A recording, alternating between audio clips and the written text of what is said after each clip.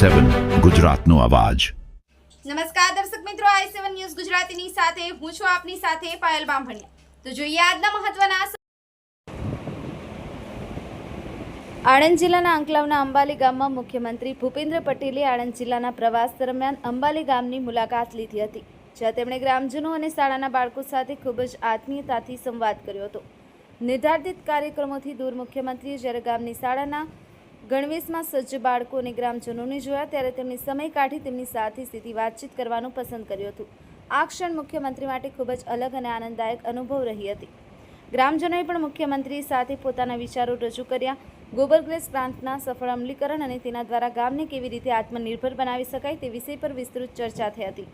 મુખ્યમંત્રીની આ સરળતા અને સંવેદનશીલતા જોઈ ગ્રામજનોમાં ભારે ઉત્સાહ જોવા મળ્યો હતો। સ્થાનિક સ્તરે આવી સીધી વાતચીતથી સરકારી યોજનાઓ અને જનતા વચ્ચેનો સેતુ મજબૂત બને છે।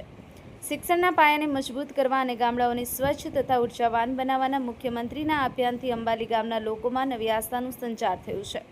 આ પ્રકારના જનસંવાદથી વિકાસની ગતિ વધુ તેજ બને છે અને સરકારની નીતિઓ છેવાડાના માનવી સુધી અસરકારક રીતે પહોંચી શકે છે। Bureau chief Narendra Sharma, i7 news Gujarati, Anand.